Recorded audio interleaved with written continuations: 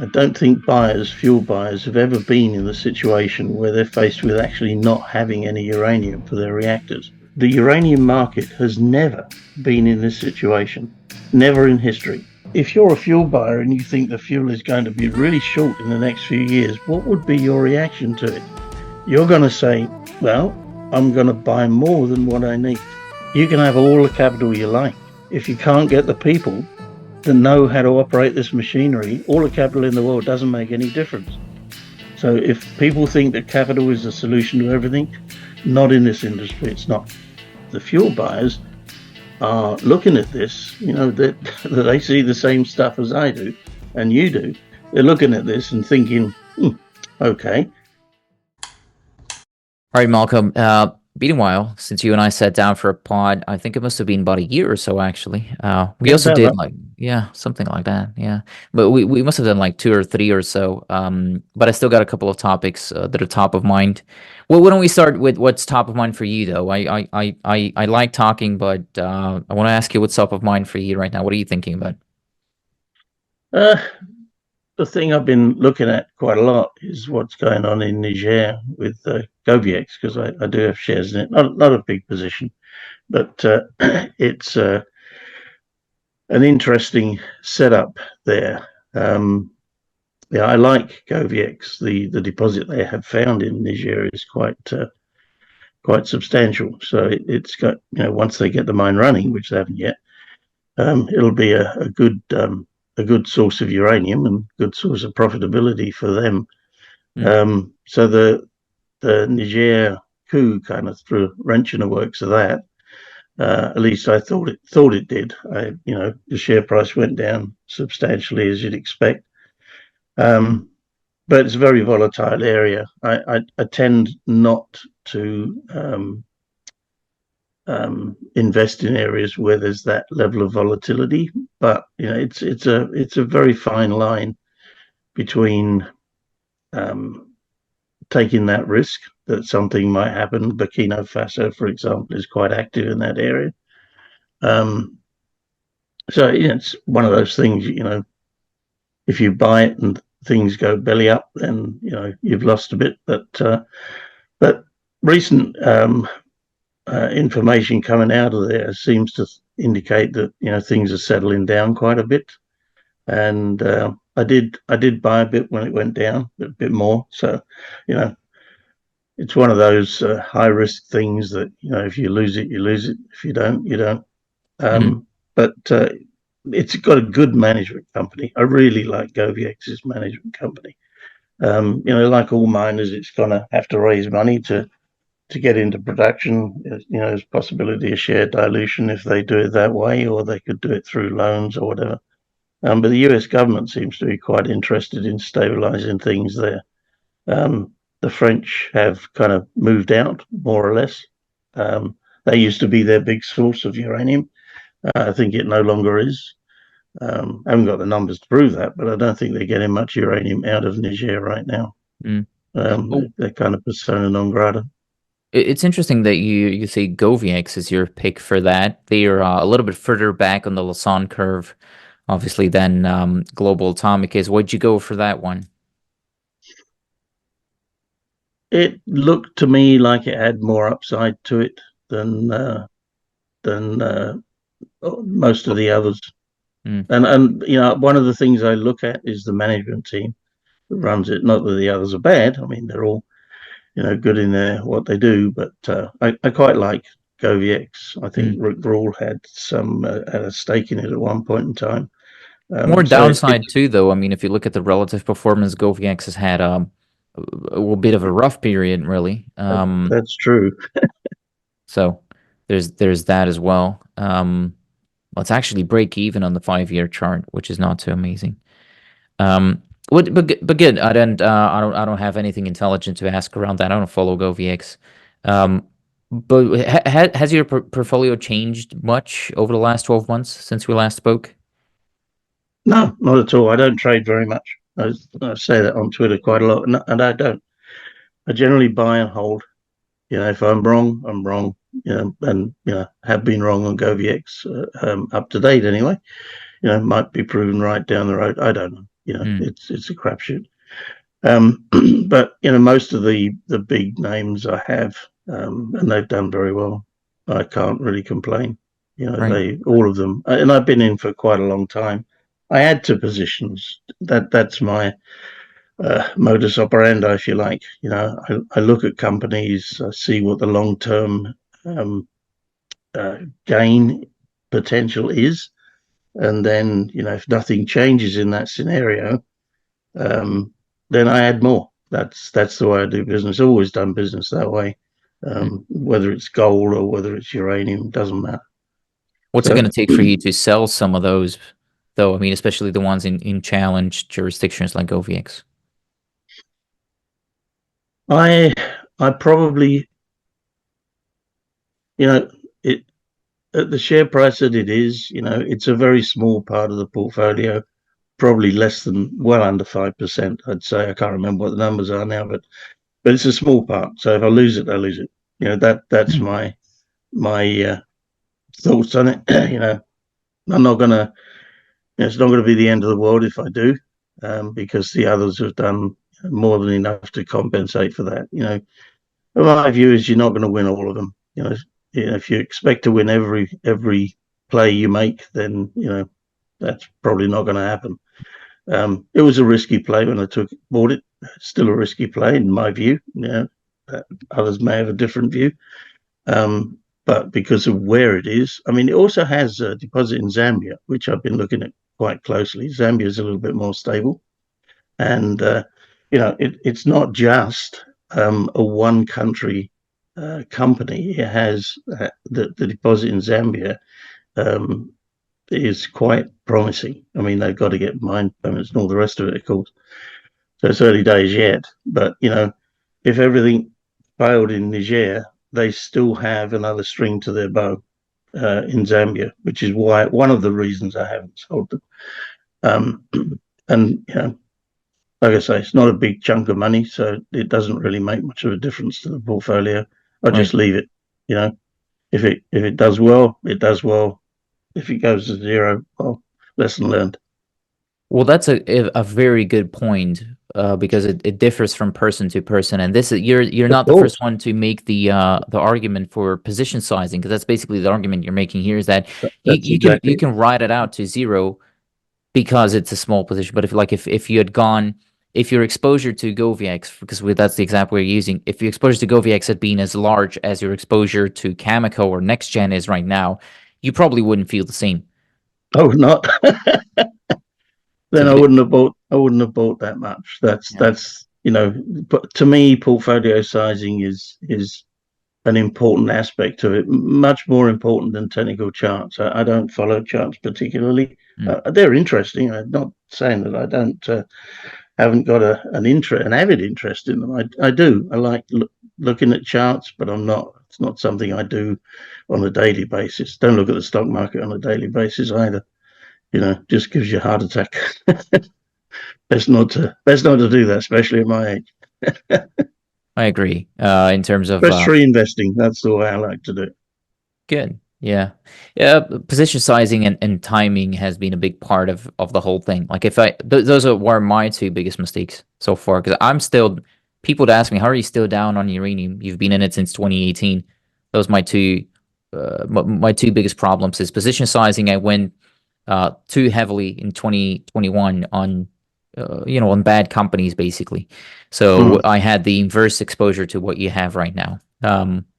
And it hasn't treated me well. But it's generally interesting. So why I'm even raising this question, has your portfolio changed, is because I'm trying to understand whether you've maybe, well, you told me you're not, but I was wondering whether you'd started scaling out of the host sector or not, because we've now crossed the incentive price for production of uranium, arguably. But you approach the market in a different way than a lot of the traders or investors that I've spoken to do. And you wrote about this on Twitter about a week ago or so, where you said that it's by far not the time to start scaling out of uranium. And I imagine that, again, unlike an empty-headed me or a technical trader or whoever it might be, you probably have your own tools.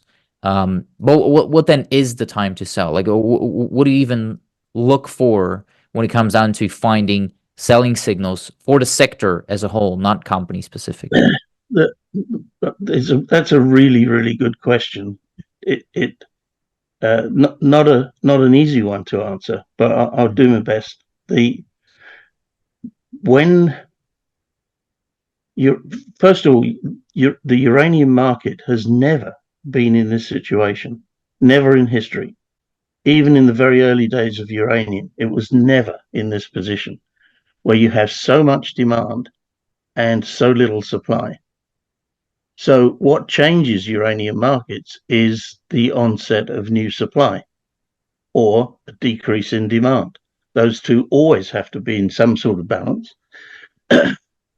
They may be delayed, and that's one of the other features of uranium is it's a very, very slow moving commodity for very good reasons. It's a highly regulated commodity. It's not like copper. It's not like iron ore. It has no similarities to those commodities at all. And the reason it doesn't is because this is a very, very regulated commodity. Governments have a keen interest on where that uranium goes, so it's regulated. That means that when you build mines, it doesn't take 2 or 3 years. It takes 5 to 10 years to build a mine.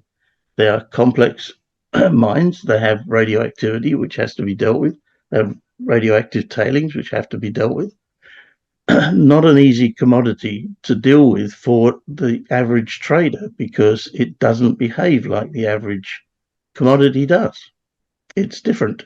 And if you understand that, then that's how you make the money. So when would you get out of a position? I have a fairly heavy position in NextGen. I have had it for a long time. I've been adding to it over the years. NextGen it will be the biggest mine in the world. It's nearly as big as MacArthur River and Cigar Lake combined. I think it's just a little shy of the combination of both of them. In the first 5 years, that mine will produce, I think it's 28.8 million pounds is the projected mine output. Yeah. Let's say 29 million pounds. When you start to put that volume of uranium on the market, then uranium becomes more available. Now, the other side of that coin is that, and that's 5 years away. So we've got nothing of like Arrow for 5 years. That's a serious shortfall.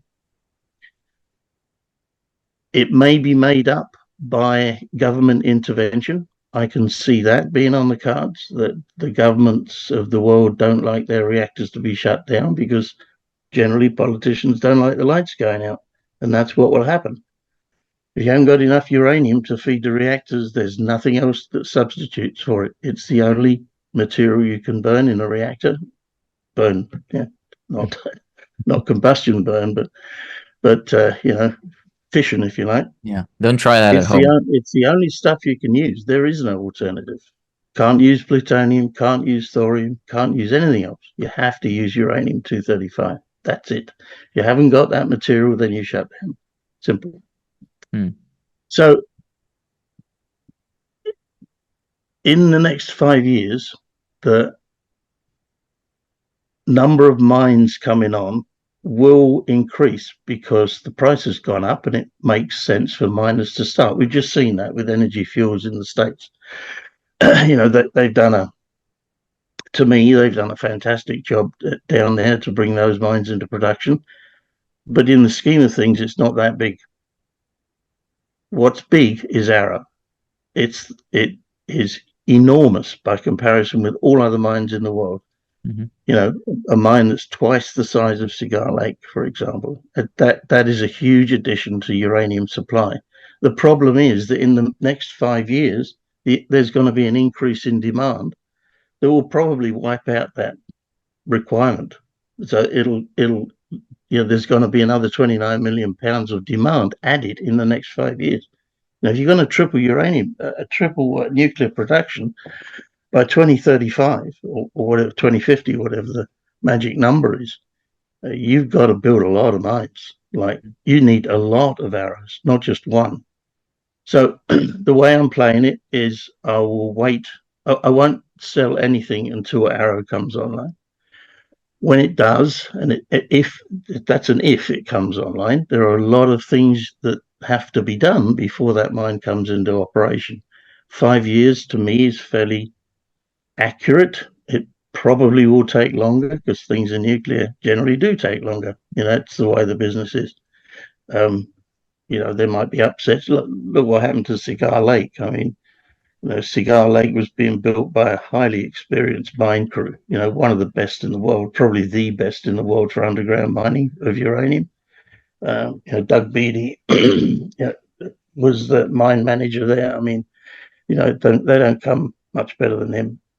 And they ran into all kinds of problems with flooding and issues that they didn't really anticipate.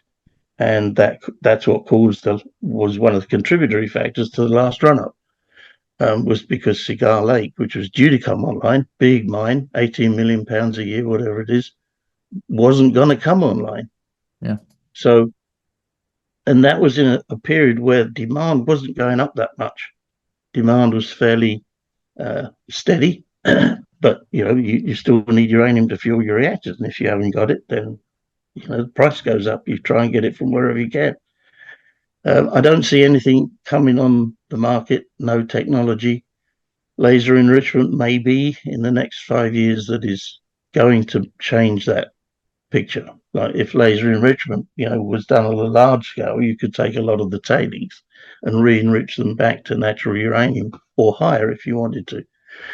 But it's in its infancy. There's only one machine that I know that's I think it's in New York that Cameco has, which is working. To be at any scale, that's going to be more than 5 years away. Right. So, the two things that I'm looking at is, does the demand increase by the size of Arrow in 5 years? If it does, then we're back to square one when Arrow comes online, more or less. There'll be other mines, I'm sure the ones in Namibia, Deep Yellow and Itanga will be online in that time, maybe. I don't know. Lots of things can happen there too. In 5 years? Let's say they are online. Are they going to be able to meet the demand of an Arrow? An Arrow can. I don't think so. Yeah. They're smaller mines, much smaller. Heinrich will be bigger. I think you make a good point, but holding at least until Arrow comes online. There's also I see a lot of people operating under the assumption that ISR extraction of uranium in the Athabasca Basin is just a done deal and it's going to work at 100% certainty. Whereas right now we're at preliminary tests on that, and so it has worked preliminary, but not at operational scales, so to say. So, because I've seen that as a bear argument too. I've seen it as a bullish argument on one specific company, but in both cases, there's risk to it. I mean, there's it's just not a certain thing. So, you make a good point for the technology. That's what I wrote down. Now, what I'm thinking is, like for example, also you mentioned Energy Fuels. Energy Fuels now has LaSalle, Pinion, and Pandora in the U.S. all operational and expected to be at full capacity by mid next year. They're preparing Whirlwind and Nick Ranch, if I'm not mistaken, to be operational. They say hopefully by the end of next year. And so let's say they're fully operational, at full capacity in 2025. That's what's top of mind. There's other U.S. producers as well, but there's and it's also, by the way, worth noting that if they turn on and ramp up everything that they've got, just everything that Energy Fuels has, if they ramp it up, that would put them at around 5 million pounds of yellow cake of production per year. So not nothing, but also not a lot in the face of more than 180 million pounds of demand right now, today, right? Which is expected to change and to grow in the future. So that's why right. It's what Energy Fuels is doing is incredible. A lot of respect for that company and its management team. Done a terrific job to do what they've done, but it's a drop in the bucket. 5 million pounds is nothing in this market. Not even, you wouldn't even notice it. Right. There's another psychological thing that's going on here on the buyer side of it. I don't think fuel buyers, have ever been in the situation where they're faced with actually not having any uranium for their reactors. One of the red flags to me was the South Korean RFP that got turned down twice. Yeah. So when you turn down a big company like KEPCO for you haven't. It either means that the miners or the suppliers of uranium, whoever's got the uranium to sell, doesn't actually have any, which is a very stark possibility. I've never ever seen that before. You want to be doing business with somebody like KEPCO. Those are the people that you really want to do business with. They're reliable consumers. They have the money to pay you. So those are the people you really want on your portfolio. So for them to be turned down twice either means that the price wasn't high enough to prize the uranium out of the people that have it, or there isn't any. Neither of those are very good for the uranium market. So what that means is the fuel buyers are looking at this, that they see the same stuff as I do and you do. They're looking at this and thinking, okay, maybe there isn't any uranium about. How do we get uranium? There was I can't remember who posted it now. It was I was going to say Jeff Geringer, but I don't think it was him. Normally, you buy enrichment first, then you buy down the chain. Right? Yeah. So you know what enrichment your reactor needs. You buy the enrichment capacity first, then you buy the conversion capacity, then you buy the U3O8. There was somebody, I wish I could remember the person's name, that wrote on Twitter that's turned upside down. Now they're looking for U3O8 first. That has never happened. I don't remember a single incident where that's happened before. It's always enrichment first. But anyway, at least for PWRs and BWRs, because those use enriched uranium. For CANDUs in Canada, they don't use enriched uranium, so it's not the same. They just, generally enrichment is what they just take the raw uranium more or less, convert it into UO2. Not many of those out there, by the way, though. But I believe 70% is BWR, and then most of the rest is BWR. But maybe in the future there's going to be more CANDUs, but there's barely any of them. So they're quite complicated to build, more expensive than PWRs, I'd say. But good reactors, I've got one just down the road from me. They're my favorite type of reactor, if I'm allowed to have one. Machines, they really are. Worked on them for years. Just the Rolls Royce of reactors. Yeah. Anyway, but most of the world built PWRs, and they're good reactors too. But what happens, Malcolm? What happens when an RFP is not fulfilled? Like, you've been, what, 50 years, give or take, in nuclear? You've spoken to a lot of fuel buyers. They've probably told you, have you seen that? Have you experienced it? What happens if an RFP doesn't get filled? Never. Not once, 50 years, not once. Seen an RFP from a major company like KEPCO turned down. Never seen that. There may be some people, who do this for a living that have seen it, but I've never seen it.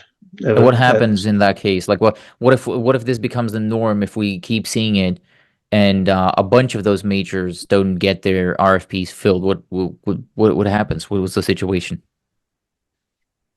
Well, if you haven't, what they're buying is future supply. It takes time to do all the uranium process, in about a couple of years. It can be done in 18 months, but given the amount of supply crunch there is right now, I would say it's probably towards the 2-year end of that time frame, is what it takes to get your fuel bundle, ready to go into the reactor. It means that those companies that haven't got the uranium that they anticipated they would have, they can't manufacture fuel bundles. They can't put out those contracts for the fuel fabricators to make the fuel, because they haven't got the fuel to go in them. You need, you can make the fuel element, but you need uranium pellets to go in them. And if you haven't got those, then it's no good. So that's the situation that they're in, is that they, down the road sometime, they are going to be short of supply of fuel elements for their reactors. Right, Never, but like I help me say, visualize it though. I just don't understand. Literally, I don't understand what happens. I don't imagine reactors are going to be shutting down if they or haven't got could. any fuel, that's exactly what will happen. Okay. Well, it's completely uncharted territory. It's never happened before. That's the point I've been trying to make on Twitter for a while now. This is different, very different to what I've seen before. Hmm. In the last uranium bull market, there was a lot of uranium about. Now, there is still uranium about, but it's in the hands of Yellow Cake and other companies. I mean, Denison Mines, for example, has a supply, quite a big supply. It begs the question at that price, why didn't Denison Mines offer some uranium? I don't think they could fulfill the whole lot, but they obviously weren't prepared to do that. They may have other things in mind for the uranium, Hmm. but for nobody to come forward to a major utility like the South Koreans, I've never seen it before. So Hmm. I'll say it again because I haven't. Yeah. It maybe for smaller utilities, I could have, maybe that's happened before, but for a major, you want customers like that. Miners like to have customers like the South Koreans because they've got an expanding capacity. They're going to build more reactors. They've got quite a few running now. Wouldn't you want a customer like that? And for them to be turned down at the market to say, no, your prices aren't high enough, or we haven't got any, which I think it's probably a blend of the two. I think if you priced it high enough, you could probably get Yellowcake to give you some, but to have none twice, Yeah. that's worrying. Yeah. For a fuel buyer, that would be worrying. So that's when I get back to the psychology of this. Fuel buyers are watching that. The last thing a fuel buyer wants is to go to his VP and say, I'm sorry, but next fall we're going to have to shut down the reactor permanently because we haven't got any fuel. Hmm. That's a career limiting move. Yeah. And it may not be their fault because I think the market is going to be without, I think some people are going to be without uranium. And I do envisage that if things get much worse, I can envisage there being no uranium for some Yeah. reactors. Well, I also assume that at that point, I SPUT hope is it doesn't come to not that. SPUT is not able to sell pounds of uranium out of it, one by one, but it could be taken out as a whole. So I do expect, potentially in terms of security of supply, maybe a government steps in to finance it, some sort of a premium, something among those. Again, exceptional situations, but it is an exceptional situation, so I wouldn't be surprised to see something like that. I believe you're right. I think governments won't allow that to happen. Mm. The lights going out is not a very good political thing for any government. So particularly in the US in an election year, or when maybe it won't happen this year, but down the road if they, you don't want a new government and the lights start going out. No, So not that they will, because there's other means of generating electricity, but it's a possibility, and I don't think many governments want to see that. no. Certainly, the French wouldn't want to see it because they've got most of their electricity is from nuclear. Mm. So I don't think that governments will allow it to happen. They have a strategic reserve in the US that could be used. There's also SPUT, which could be persuaded, given the dollars, to release its supply. If the price is right, Yellowcake could do the same, and all of the other financial companies that are stockpiling Yellowcake. And they're not the only ones that have it either. As I said, Denison has some. So, do they sit and wait for the situation to get worse? No, I don't think so. I think there's discussions going on right now, in fact, as to how that could be avoided. It's So, ultimately. government's fault in this case. I mean, they've been in the way of mining production, especially Western governments like the US. They've been in the way of mining production for a whole while now, growing red tape as opposed to cutting it. And there might be a case there. You tell me what you think about the US producers specifically. I mean, um, it makes sense to me that Energy Field is ramping up production right now because they can process the material. But as far as I understand it, the other mills are, and I don't want to offend anybody, but they're realistically very far from doing anything serious right now, the other mills in the US. So, but it sounds to me like the US should, as the largest consumer of uranium in the world, they should be stimulating production within the country and possibly coming out with government grants and stuff like that. Is that something you expect is going to come in the future? It's a possibility. Yeah, there has been a lot of red tape. I hesitate to call it that. I mean, there are a lot of considerations with a uranium mine. It isn't like you're digging copper out the ground. There are environmental things with copper too, but much more so with uranium. It's because of its nature, it has to be more regulated than other commodities, and that tends to slow things down. For example, in Canada, in order to run a uranium mine, you need approval from the Canadian Nuclear Safety Commission, as you do in the States. The USNRC has to approve uranium mines because they control things that are radioactive in your country. And they're both very meticulous bodies, and rightly so. It's not a criticism of them at all.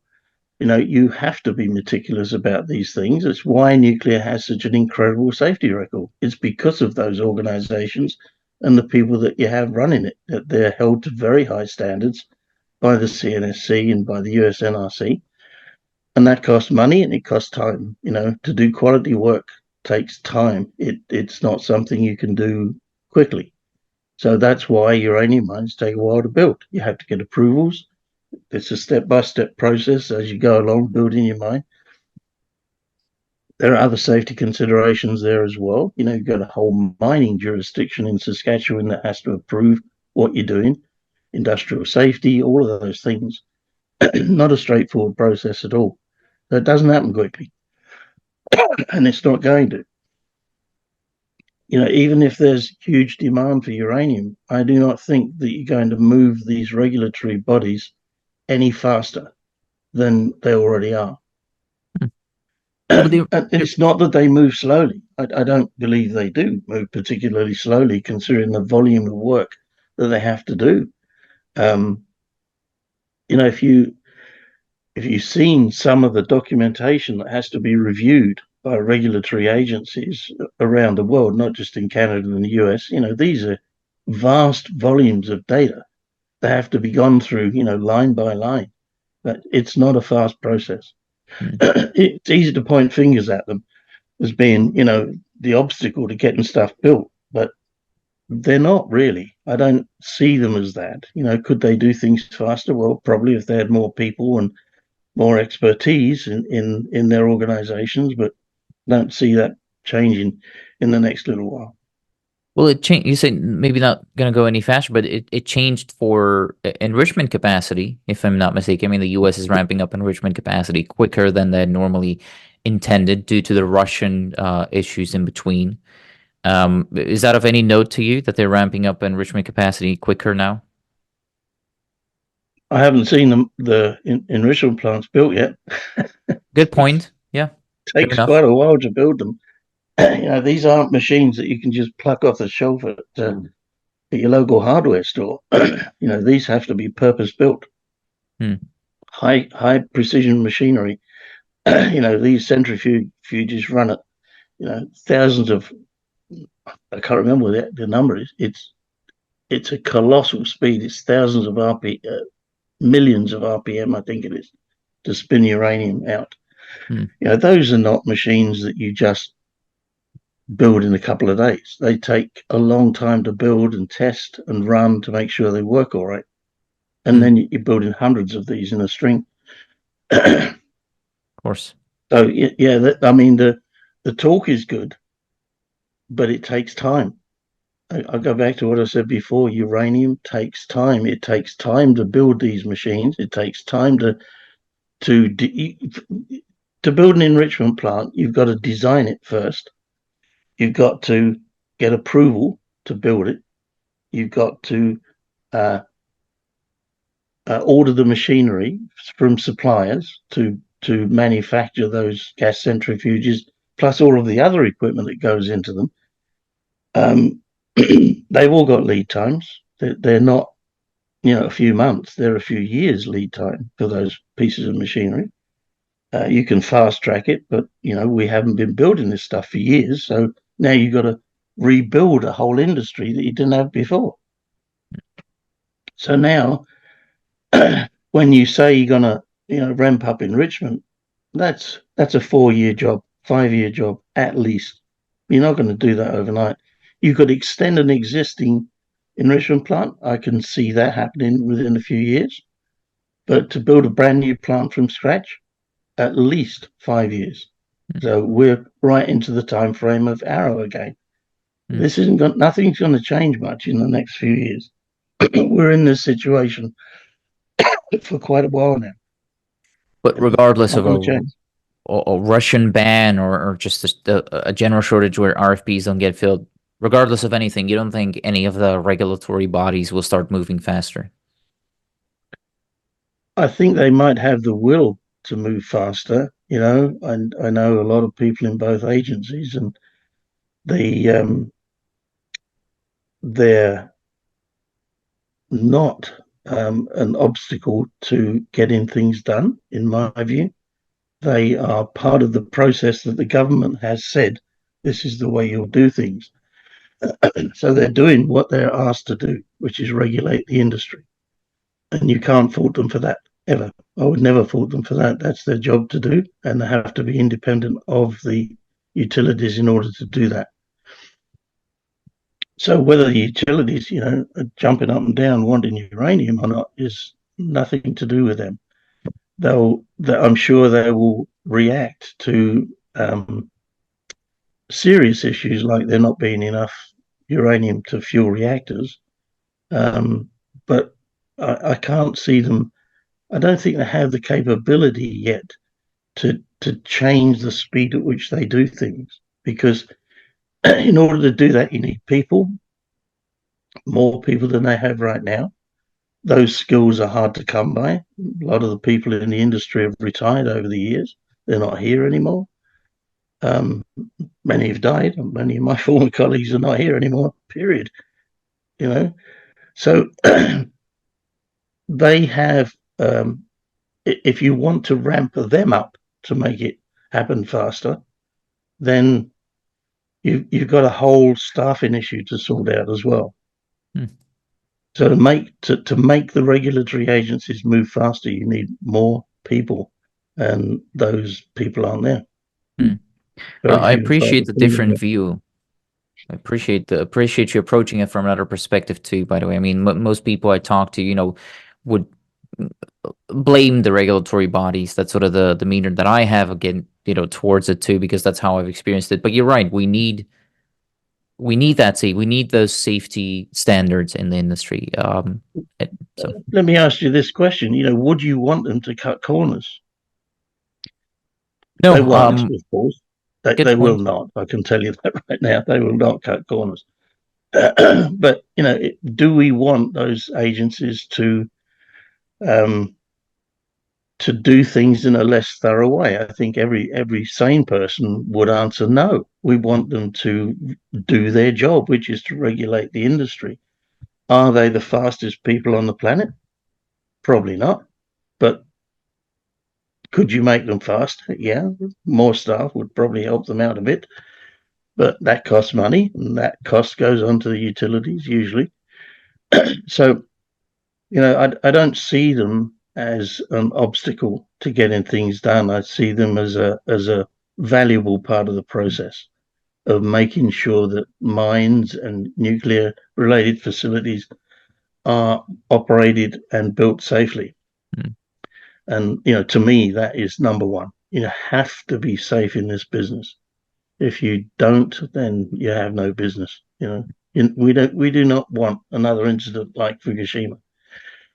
That's right. So we want to be sure that the regulators are there to regulate the industry, and if that takes time, then it takes time, and that's what I don't see changing. I can't see the regulatory part of it changing very much to make it faster, because it's not a fast process at all. Very slow. I really appreciate the insider view specifically on that issue because I've seen it as a counter argument to an overshoot in the uranium prices, saying that when when contracts don't get fulfilled as they should be, governments are going to step in and are going to solve the problem in one swift go. And what you're telling me here is that it's just not physically possible. Not unless you want to take out some elements of the regulatory process. It's the only way you could do that. But like I said before, I mean, if you've seen the volumes of stuff that are sent to the regulators for approval, it's daunting. If you want to approve the design of a new reactor, I mean, the design manuals for a new reactor, I know I sound dated, but it's a pile of paper, a mile high.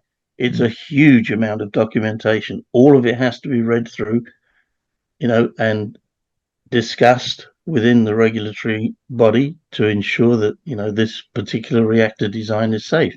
So now we're throwing all of these SMR designs at the regulator, dozens of them. There are over 100 new SMR designs.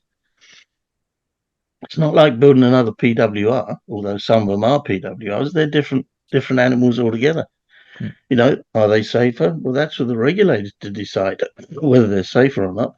They have a set of criteria that they apply to these reactors, and if they are safe, then they'll prove them to be safe, and then they'll give you the approval to build them.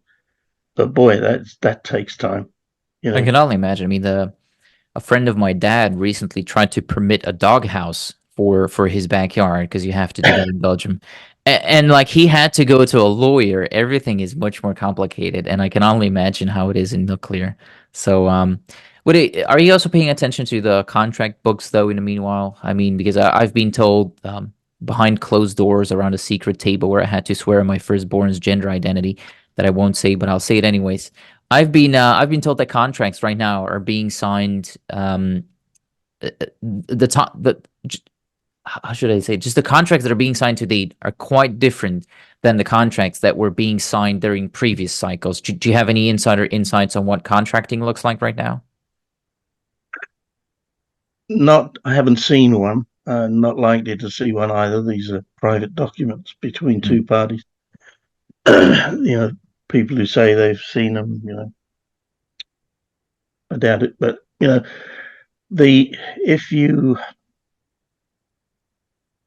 if you look at the situation last time, it's turned upside down to what it is now. Like last time, there wasn't a structural shortage of uranium. Now there is, and that's the big difference between the two. Cameco, so I'm told, has contracted out most of its Cigar and MacArthur River capacity already. And they're the two biggest mines in the world, and there is no more capacity, at least for the next 2 or 3 years, from those mines. You've also got to bear in mind that those mines are getting old now.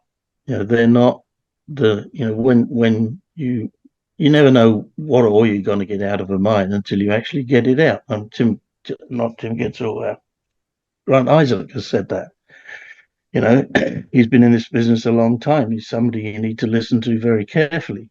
And what miners tend to do is go for the good ore first. They know where that is because they're drilling, which means that down the road, the ores that you're going to get out are of lower quality, which means you've got to move more rock, you've got to crush more rock, and you've got to process it.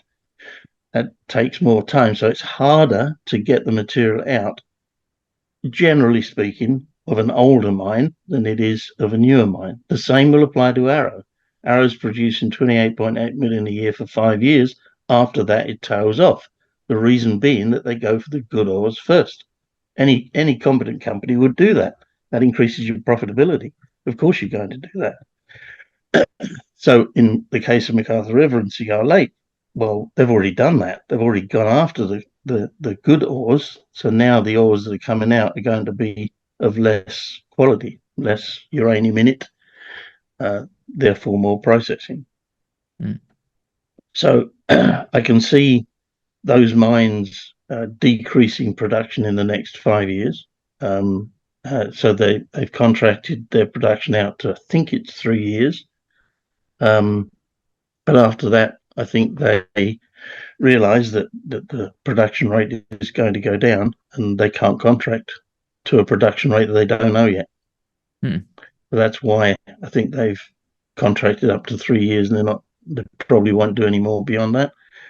But that's a technical issue for Isaac and Gitzel to sort out. But they're smart people. They're going to make the best of their assets. What do they do when McArthur River and Cigar? I think they've got 9 years left. 8 or 9 years left is what those two mines have, which isn't very long. So the production's likely to be going down during that period of time. It'll probably go flat and then tail off towards the last few years. Yeah. But having said that, there are other technologies.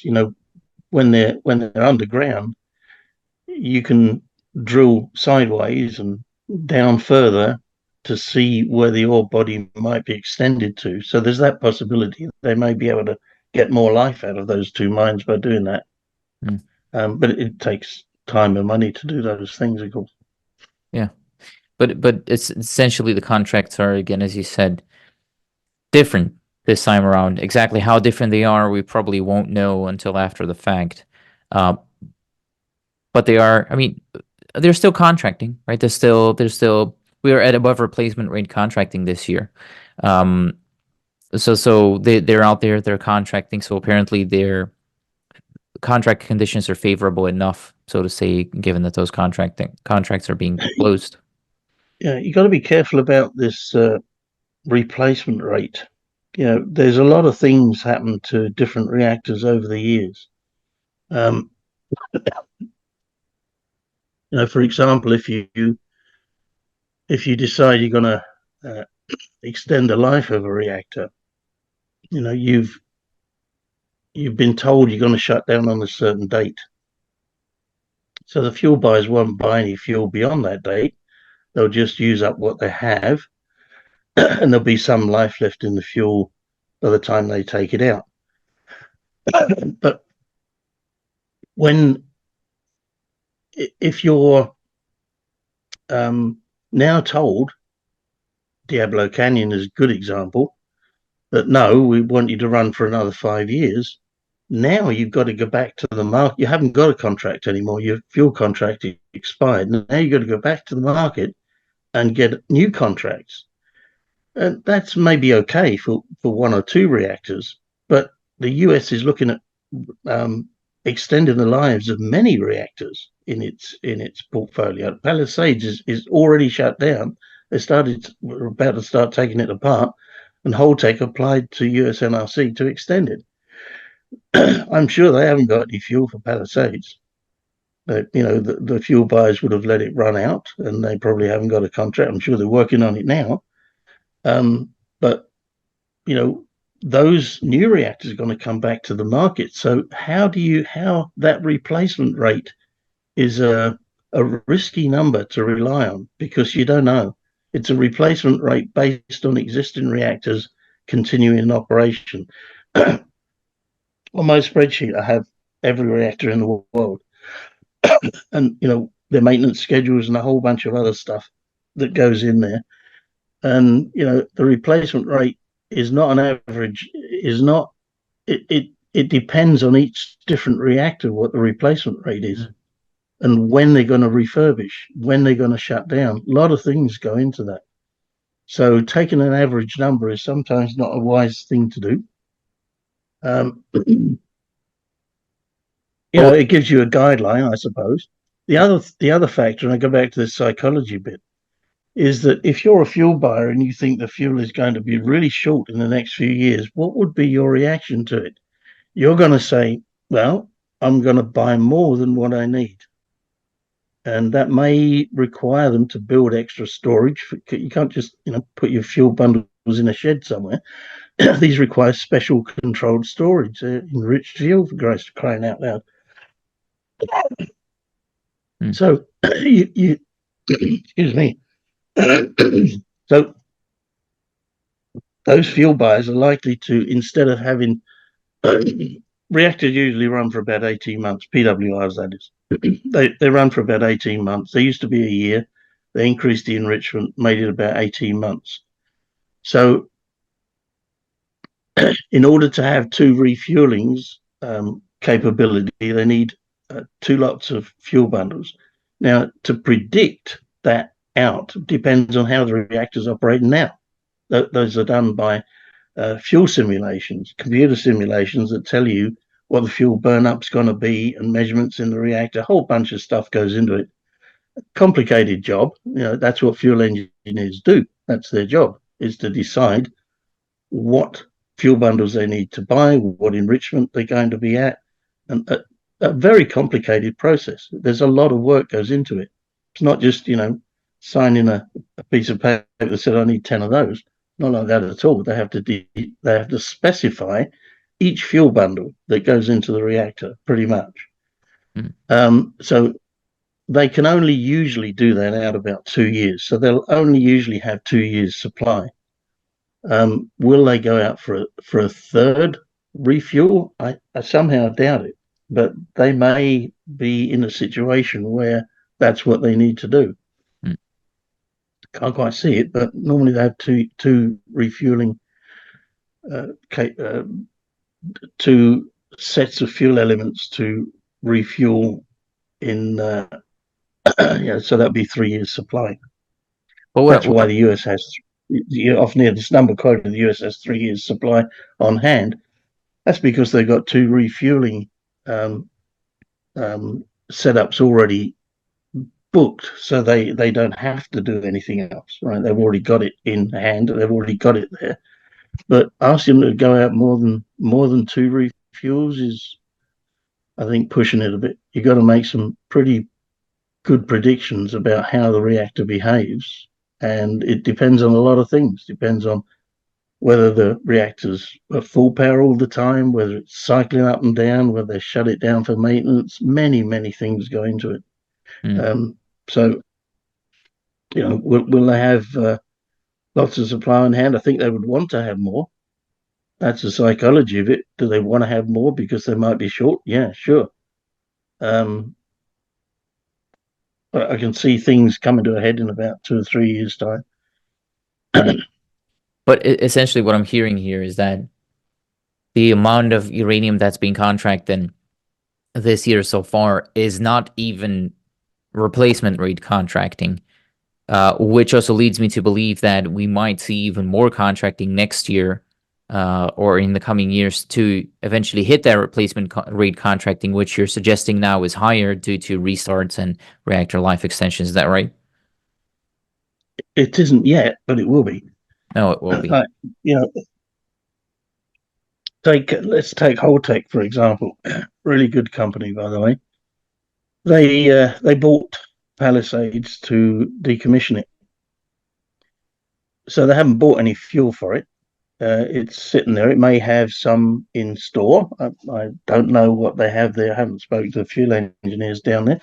If anybody wants to contact me, I'd be happy to talk to them. But they haven't got approval to restart it. So if they get approval from the USNRC to restart it, they got turned down once, I believe, due to some technical issues. But let's say they get approval to restart it, then they're going to go out and buy the fuel. How much are they going to buy? Well, they're going to buy enough for 2 refuels, I would suggest. But the reactor's been shut down. Its reactor physics is not the same as a steady state reactor. So, there's a whole lot of calculations have to go into determining what sort of fuel you need. for the reactor. So they're not going to order fuel right now because they may not get approval to start up. They're going to order fuel when they get approval to start up. They'll start it up with the fuel that they've got, I would imagine, and then they will order. And then now they've got to keep running for the next 20, 30 years, whatever the USNRC gives them approval to do. So now they've got to order fuel, get back into their fuel ordering cycle. And those reactors aren't even in this calculation yet. So Palisades, as far as all the spreadsheets are concerned, has a fuel consumption of 0. But in 2 years' time, it may not be. If you do that for many reactors across the States and around the world, you're putting an additional, twist in the demand for uranium, which makes it much higher. And it's not in anybody's calculations right now. That right there is something I've been meaning to talk to you about, sort of the different types of nuclear reactors out there and how utilities are supposed to contract for those types of reactors. Again, because I've been told that contracting for the different types of reactors is just not the same. The conditions can be different in terms of delivery times and also prices and so on and so forth. Always, yeah. Because mostly, well, as the joke goes, right? France has one type of nuclear reactor and many different type of cheeses, and North America has one type of cheese and many different types of reactors. But so, yeah, I mean, feel free to walk me through the different type of reactors in North America, which is the largest piece of demand when it comes down to EUP. Again, is as we spoke earlier, is North America, the US specifically. But also talk to me about whether when the Europeans and Asians are contracting for their reactors, which we've seen this year, whereas the US utilities have not been contracting as much as the Europeans and the Asians have. Do the amounts of uranium or the delivery time differ from what Americans, for example, would contract, and how do those contracts differ? It's driven mostly by the reactor. The fuel cycles are driven mostly by the reactor technology. But that's not the only factor. One of the key ones is when you build a reactor, you've got an empty core. You fill it up with brand new fuel bundles. They're not radioactive. You just put them in the reactor. That's not technically true. They are slightly radioactive, but not radioactive in the sense that they need, large amounts of shielding.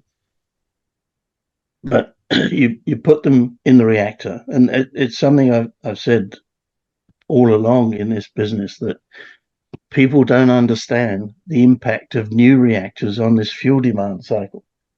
New reactors don't require a replacement rate. They require an entirely new core, all of it. There's a fuel bundle in every slot. So that means you need, on average, they replace in a PWR, for example, they'll replace about a third of the core every fuel cycle. They used to do that once every year, but refueling outages are costly. You have to shut the reactor down, so you're losing revenue every time you do that. So they increased the enrichment to make the fuel burn up longer, so the fuel can be in the reactor longer. Now it's about 18 months for most reactors, not all, but most of them. They do that by enriching the fuel.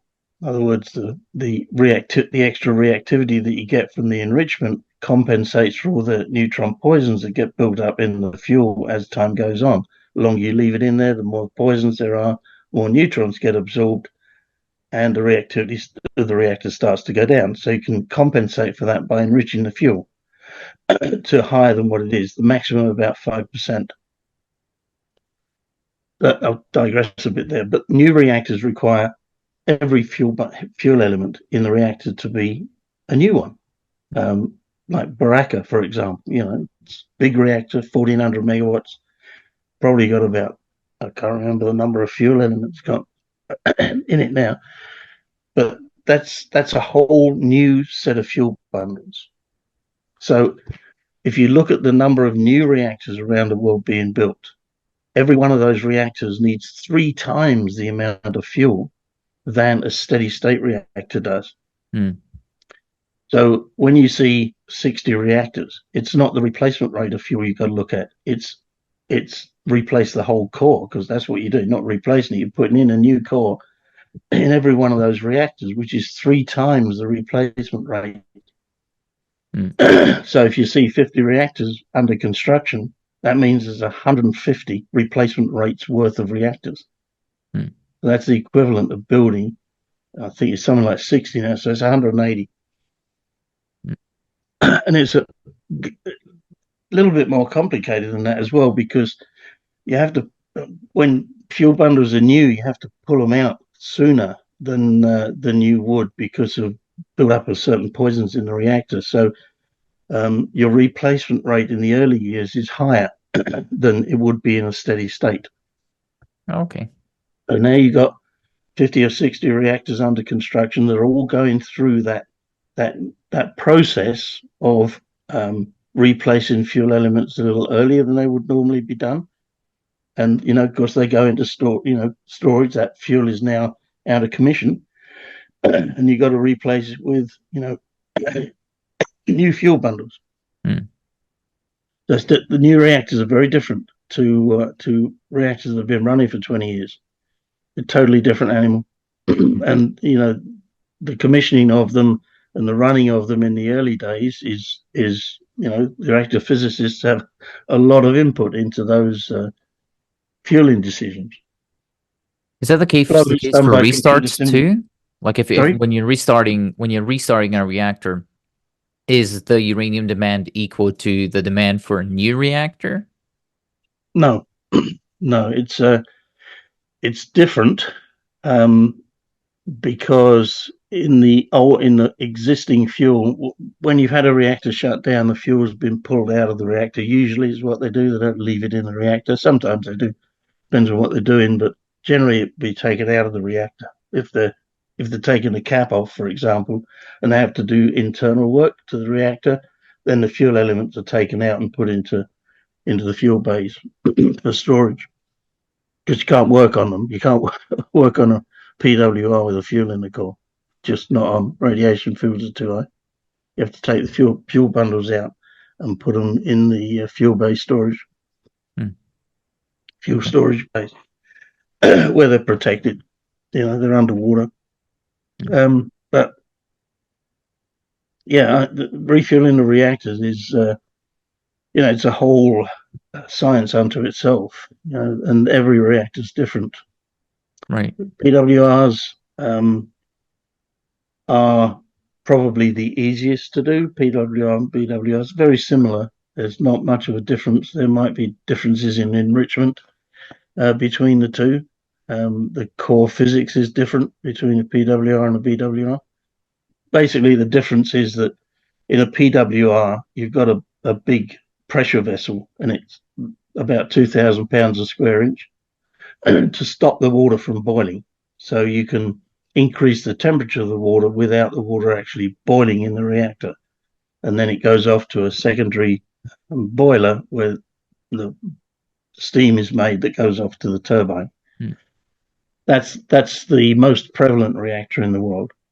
And good design. I mean, it's what they use in ships. They use it in most, and the commercial fleet in the US is based on the ship design to some extent.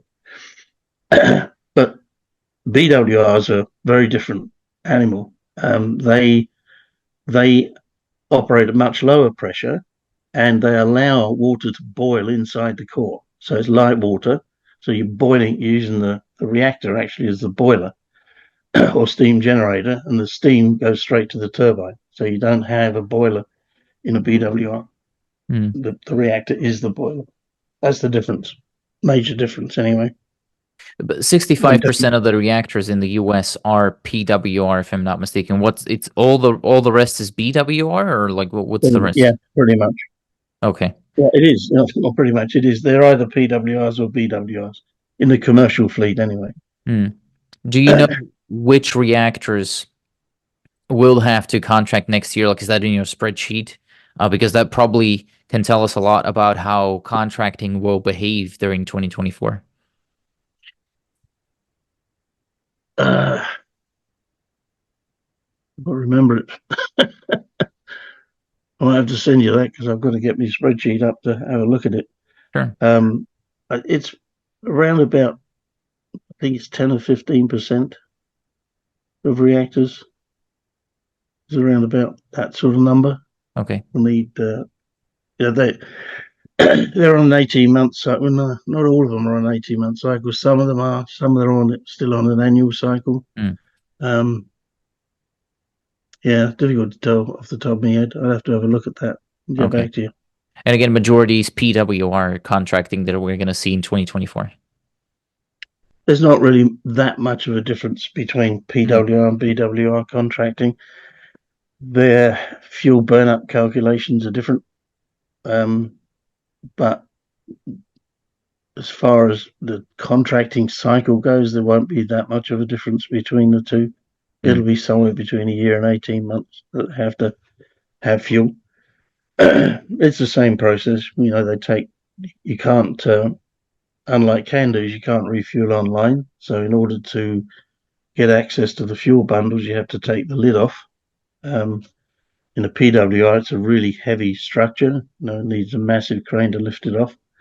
In a BWR, less so. It's a lighter machine, lighter component, so it's not that difficult to remove it. But once you've got the lid off, then you can take all the fuel out and store it, and then do whatever work you need to do. And then they also rearrange the fuel in the reactor. They don't leave the older fuel bundles where they are and put new ones in. Depending on the fuel bundle burn up, they will move that to the outside of the reactor. So from generally what they do is from the middle of the reactor where the high neutron flux is, they'll move it to the outside or one of the outer locations. Mm. And there's a whole computer program that goes on to determine whereabouts each fuel bundle goes. Quite a complex process. It's amazing to see them do it. It's quite incredible, and they do it very quickly too. Mm. They can refuel in a week or two. Where I'm coming from with this question, by the way, Malcolm, is that I'm thinking, if what I've been told is true, that mostly Asian and European utilities have been contracting in 2023, that means that a lot of the contracting we're going to see in 2024 should be American contracting. And I'm just wondering whether contracting is going to behave differently, as in, is it going to be weighted in the front end of the year, or are we going to see more contracting towards the second part of 2024? Any insights on that? Oh, that. Yeah, okay. I see where you're coming from. It's a bit opaque right now because a lot of the US utilities were contracting from Russia for their enrichment and for their conversion. There's been quite a lot of what I'd say is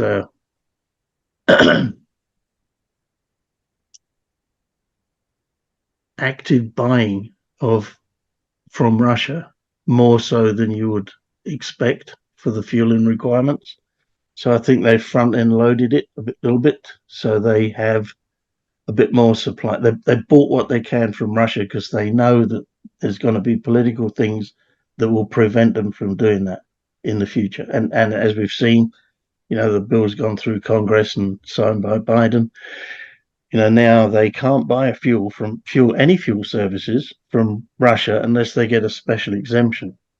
Now, the Russians haven't turned around and said, well, we're not going to sell you any. They haven't said that yet, but they could. It's when you get politics in amongst technical topic like uranium, it's a shit show. I think is the best way to describe it. I have a lot of sympathy with the people who are trying to deal with this in the utilities. This is not easy Mm. because you have a sequence of things that you do to make sure your reactor's got enough fuel, and then somebody's just thrown the rule book out the window and said, no, you can't do that. So you're going to have to buy from non-Russian suppliers, and there are very few of those. Mm.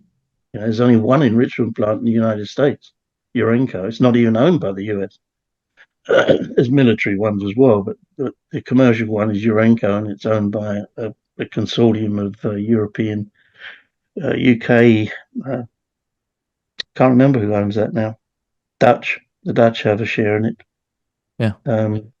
Anyway, but it's not owned by any. It's not a US company. It's a European company. That's right. So will the US build another enrichment plant? I mean, they were going to, but like I said, those things take years to build. Can't build them overnight. So the US utilities, I would imagine that they're knocking on Urenco's door right now for enriched uranium, and on Cameco's door for conversion and Converdine. In fact, if you look on the fuel buyers list that Quake sends out, you'll see Converdine is on there a lot. And that means, that's the utilities are asking Converdine for the uranium UF6. And the price of it's going up. They've got to get the U308 before they can make the UF6, and then they've got to get enrichment capability. So now what they're doing is they're contracting for U308 first, because that's what's in short supply. It's all in short supply. Every single part of it is in short supply. Uranium is U308 part of it is probably the least of their concerns right now, but it's going to be a major concern in the next year or two, 3. But one thing I did want to talk about is the impact of SMRs. I think the industry has underestimated it a lot. I could be wrong, but I've been looking at the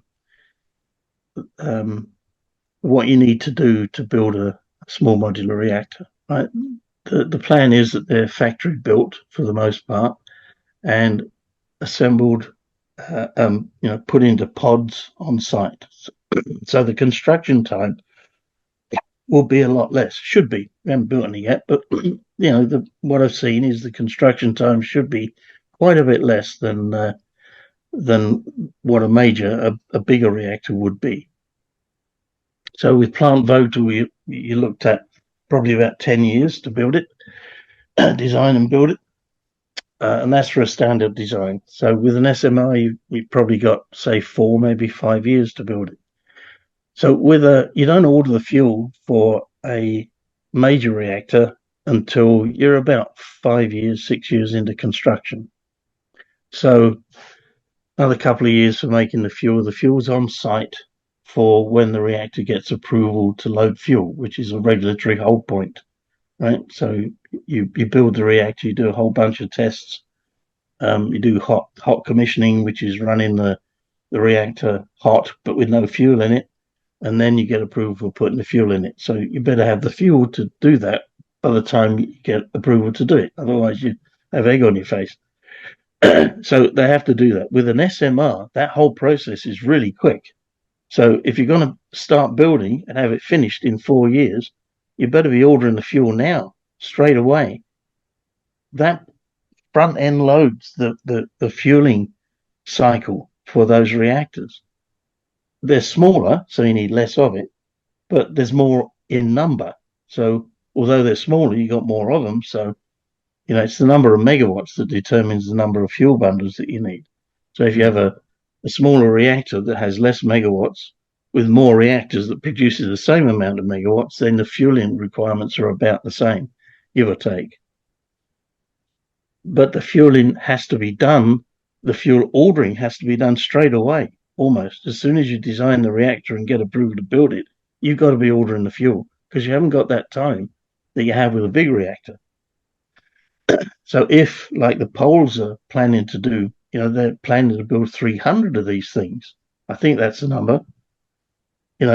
Okay, well, that's an awful lot of fuel, even for small reactors. 300 megawatt units is a lot of reactor fuel. So, you've got to order that. If you're going to build them in 5 years, you better be ordering them as soon as you put the shovels in the ground to build it, because it won't be there unless you do.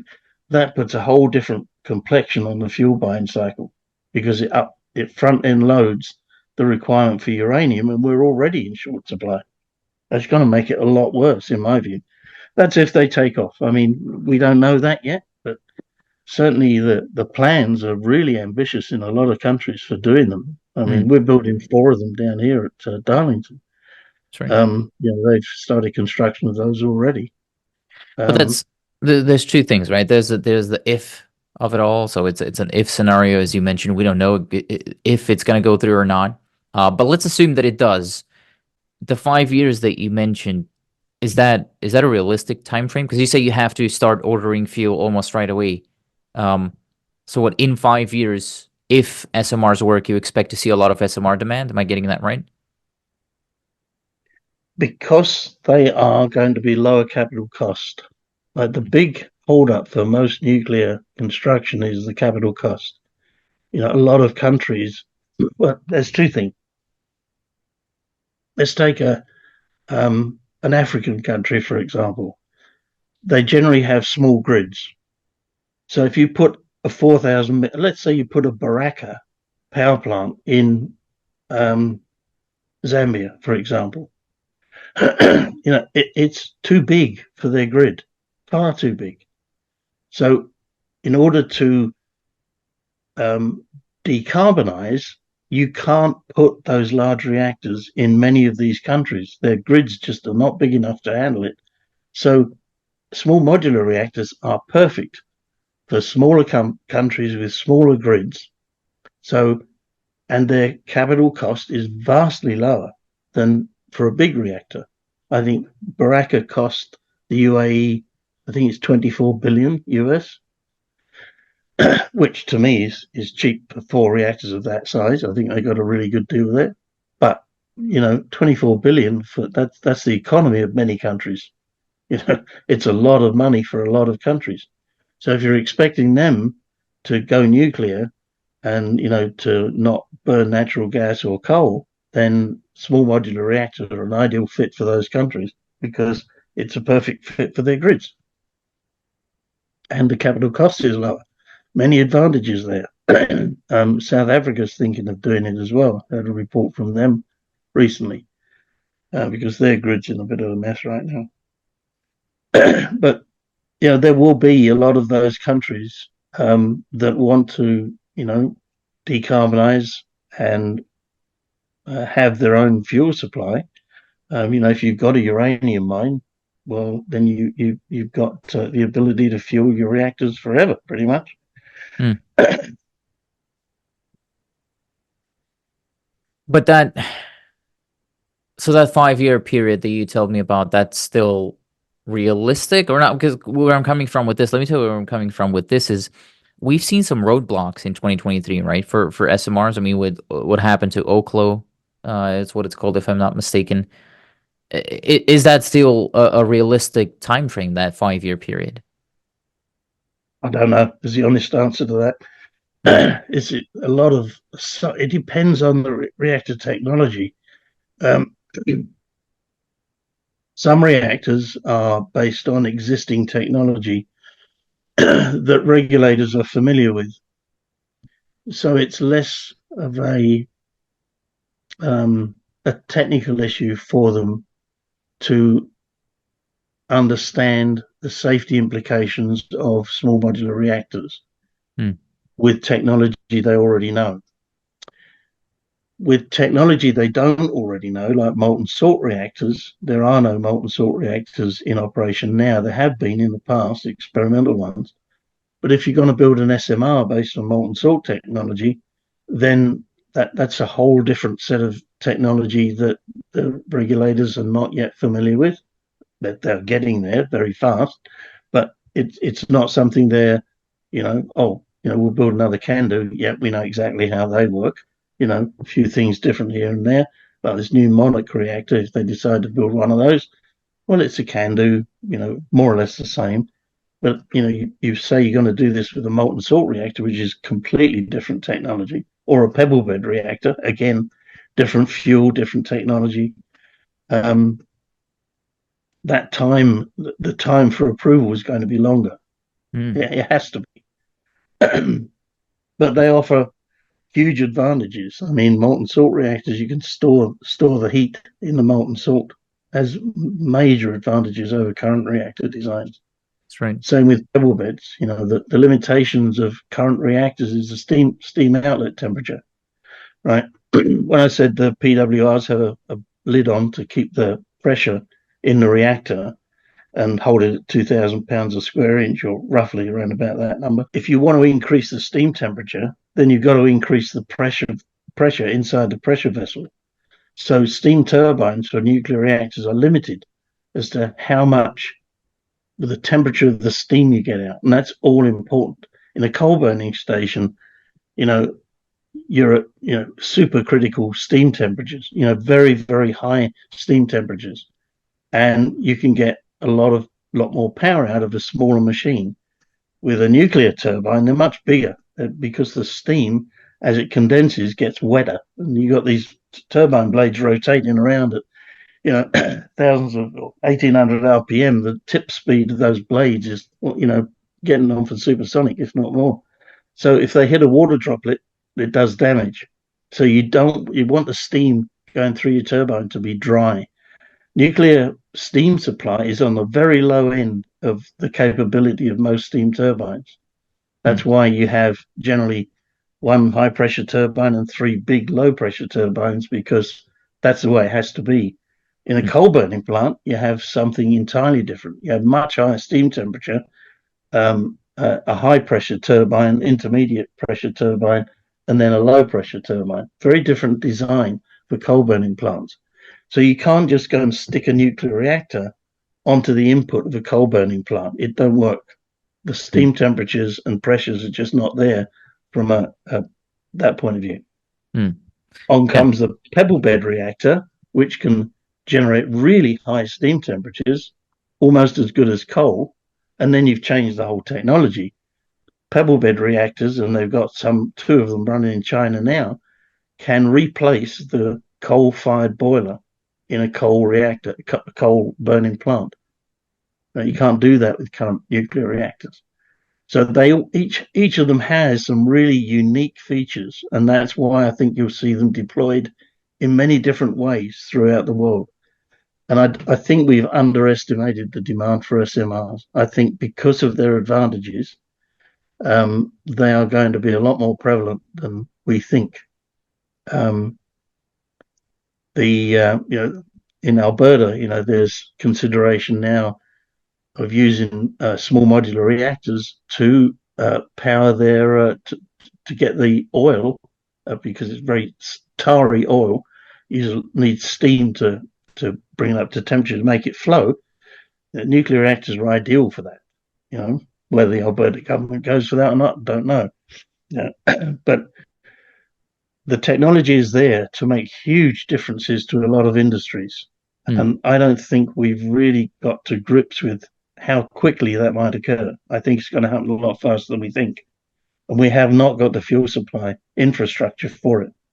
If we're having trouble supplying fuel to the current fleet of reactors that we've got, and we're going to build many, many more over the next few years, I mean, where does that leave the uranium mined fuel supply? Really short. Like I say, things might change with Arrow, but you're going to need 3 or 4 Arrows in order to meet this demand. And that's without SMRs. That's not even considering. SMRs aren't even on my spreadsheet. I've got another spreadsheet for that. Plenty of spreadsheets that you have there. You must be having fun in your time off. Molten salt reactors are definitely interesting to me, because I've also seen something in the news that the NRC in the US has just given approval for the Hermes MSRI, the demonstration reactor that they want to build in Tennessee, if I'm not mistaken. That's the special thing about them is as you pointed out, they're special, is that they're non-water cooled reactors, if I'm not mistaken. And this is going to be the first one in over 50 years. So it's a big deal. And we're making a move on that again, and I think the biggest point for all that is that none of this is in anybody's supply and demand projections. None of it. And they are moves happening on those fronts.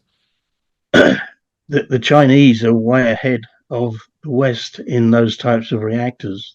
Certainly pebble bed, they took the pebble bed design. It's called a pebble bed because the fuel elements are spheres. They're balls. It used to be called a potato heat reactor because they literally pile of balls inside a vessel and flow helium over it. And it refuels online, but they just open a hatch at the bottom, and the used fuel ball drops out, and they put another one in the top. Yeah. Very clever design. It was Yeah. designed by the Germans. It used to be called the high temperature HTGCR, high temperature gas cooled reactor. And the intent was, like I said, to increase the steam output temperatures. But the Germans found that if they cooled it with helium, they can use helium on, I think it's called the Brayton cycle, where you can actually put the helium straight into a gas turbine. There's no steam turbine. So you can, it's much, much more efficient. There's no boiler. And you can, gas turbines are quite a bit smaller because basically the higher input of temperature you get into any turbine machine, the smaller they are, because you get more energy out of a smaller space. I think the general point here again is that these things are in nobody's supply and demand projections, and that's not the only thing. I mean, a lot of government agencies seem to be moving forward with a lot of different technologies regarding nuclear. Last time we spoke, you told me you're not a fan of fusion reactors, but we've had advancements in fusion since we last spoke. The UK has awarded almost $50 million in grants, which is just free money basically for those companies to try and develop or advance their fusion technologies. So again, things are moving in the nuclear space. I think that's the biggest takeaway, right? There's an old saying in fusion technology that it's a bit derogatory, but basically, in 50 years' time, fusion will be 50 years away, and that's really doing a lot of disservice to the people that are working on it. And I know a few of them. It's a really, really difficult job to do. I mean, the fact that they've come so far is just incredible. When I first started looking at nuclear in 1969, whenever it was, to actually get a fusion reaction to go was just a dream. To actually get the deuterium and tritium nuclei to fuse was just amazing. And now they've done that. It's quite routine now to be able to do that. Now the question is, do you get more energy out than you put into it? There's no point in putting 10 megawatts in if you only get 5 megawatts out. So that's the challenge that they have now. But when you look at all of those technologies in relation to the fuel cycle that we're in, none of them make any difference. None of those are going to be with us in 10 years.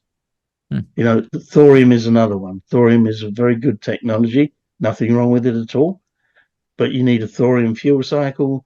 You need thorium reactors. You need them to be designed, and you need them to be built. And that doesn't happen in this industry in 5 years. It's going to happen in 10 or 15 maybe, but not anytime soon. And the same with fusion. Fusion will happen, but probably not in my lifetime. I would love to see it, but I think it's not going to happen. You've got to get it to work first of all. Fusion is where the Chicago Power was in 1946 or whenever it was. That's where fusion is now. It's not a very good comparison, but it kind of works, from the point of view of the time it takes to get to, commercial large scale fusion reactors, at the very, very least 15 years away. I hope it's sooner. I mean, there's not been any criticism of the people working on it at all. I think they've done an incredible job, but it is such a challenge to do it. The ITER will be built in the next 5 years. I think they'll be running that. That'll be the next stage that proves whether we've got the materials and all of the other stuff that are capable of running a reactor and producing power continuously. There's no good producing power in bursts. That's not how the grid works. Grid needs power continuously. But all of those technologies are running in parallel to all of this fuel supply issue, but they're not going to affect it. I look at things that are likely to happen 5 years out. SMRs just about on the borderline of that. Existing reactors, a lot of those are being built now, but they're not new technology. They're mostly old technology. I don't see much of that changing before Arrow comes online. People would often give a counter argument to a lot of these assumptions. People who don't know the nuclear space would give those counter arguments, saying that it's really just a function of capital. As the prices increase, more capital flows towards the sector. All of these issues are going to be solved, and that really shows you that those are arguments from people not knowing the sector, and that's relative to what you're telling me here. I just see that like you know the sector very well, and all these things that you're telling me that everything moves very, very, very, very slowly in nuclear. That's my main takeaway, and that capital coming into the space is not going to solve the issues that we have as quickly as some people might expect it to. That's sort of a takeaway for me here as well.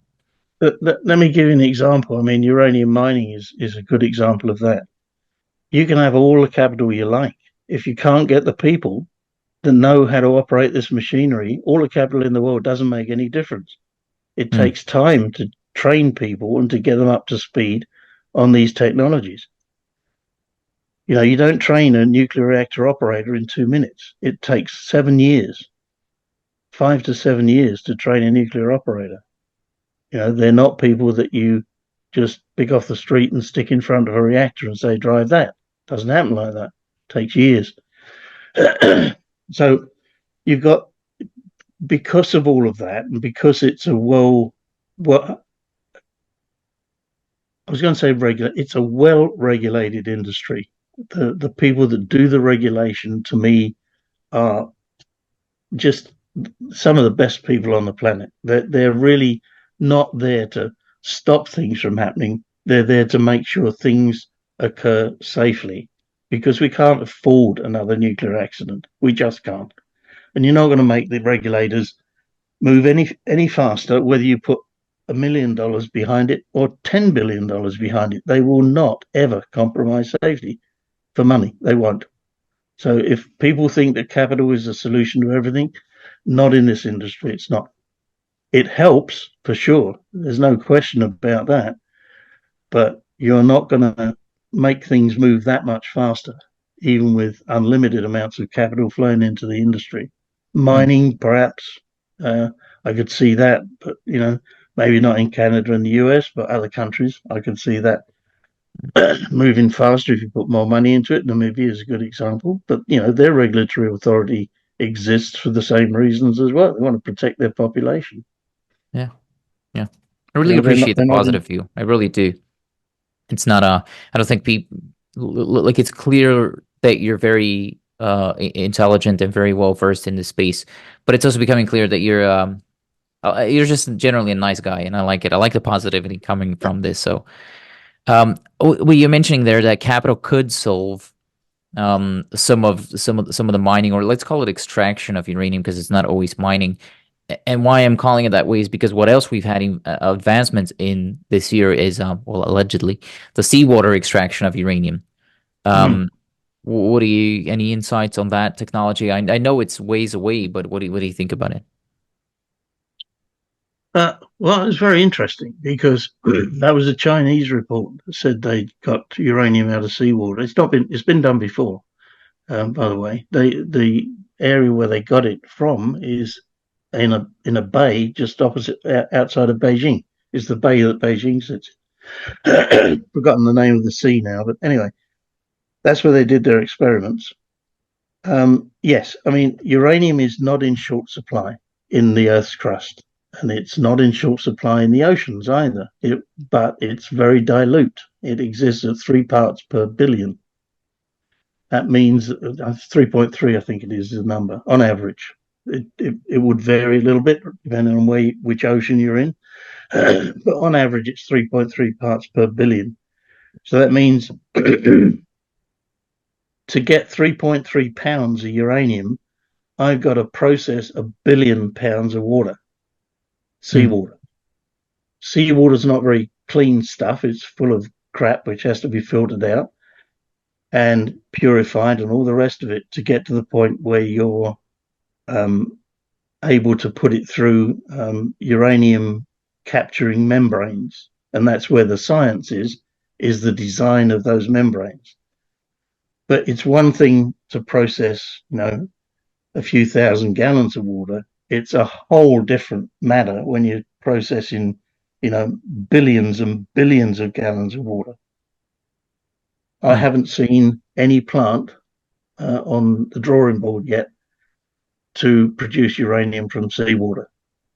So if you decided you're going to do that right now, if it was economically viable, which it may be, if it was economically viable to start now, you've got to select the site, design the plant, build the plant, operate the plant, and then you start producing uranium from seawater. That's 15 years away, Hmm. outside of my time frame for uranium. Hmm. I really hope that in the meanwhile, some of these equities will have moved a little bit more than I expected. But Oh, good they point. will. Yeah, They're on a piece of elastic. The price of uranium goes up, the elastic stretches, and then kabam, they'll go like that. That's how they go. that's the only way to describe it. It sounded like French, but it's really just it's the only way to describe it. What are when we talk about countries moving slowly, I'm also reminded of Sweden and whatever's happening right now over there Mm-hmm. because they've just signed a declaration of intent to develop long-term cooperation around nuclear. It sounds vague. I'm not making it up. It is vague because there's nothing concrete yet. Um, but what do you make of? Do you think Sweden is going to move quicker on uranium? Is it going to happen in your lifetime? Uh,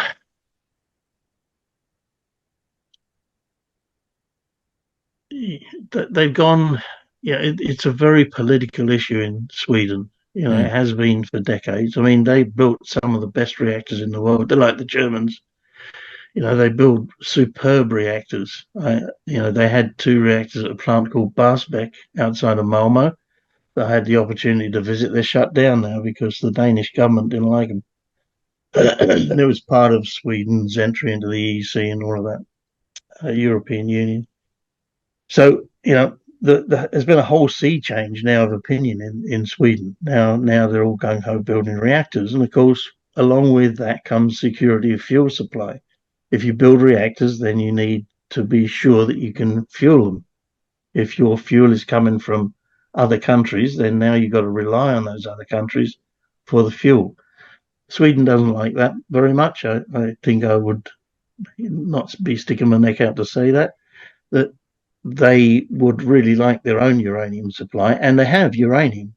They've never exploited it because of political issues, and so will they be able to produce uranium? Yeah, I think so, but again, it's some years down the road Hmm. and beyond this fuel cycle, beyond this uranium boom. I don't think it's going to affect it. I look at all of these things. Every one of them, fusion, thorium, small modular, all of these things, and look at the realistic timescales of when they would occur. And I have an optimistic view and a pessimistic view, and somewhere in between is reality when it's going to be, feasible to do it, given the political will and everything else. Swedish uranium mining from ground zero, because they don't have one right now, is probably at least 10 years away. That's 2033. I That's think you absolutely beyond. destroyed some of the gambling dreams out there of some of the people. But I agree with you. So good point. I'm sorry, but I'm a realist. I've been in this business too long not to be. Well, that's exactly what I appreciate. I really appreciate the realness of the conversation, the way you approach it. What about It's the only way. If you're doing it with a trading mindset, you you run the risk of getting burned by the industry, and many have over the years. Not too many people make money in the uranium bull markets. Very Mm. few, because it is a very frustrating business. You know, I can understand. I see a lot of it on Twitter. People, wondering why things aren't moving so fast, and they don't. Unfortunately, you've just got to sit it out. And I'll say it again. Patience is the key. If you got the patience, you'll make a lot of money from this business. If you haven't, then you'll be out before it really hits the fan, so to Right. speak. Well, that in combination with what you said at the very beginning and what we talked about, which was position sizing and having the right entry point. because patience is good, but like if you just bought at the top in 2011 or whatever, or in 2021, like me, you might still not have recovered like I haven't. Position sizing, if you positioned in the wrong companies with too large of positions, you might not, you might not be doing well enough. So, seems like you got to go. Yeah, I do. It was an awesome talk. More to talk about, but I hope we can further that. Thank you so much for putting so much time in me.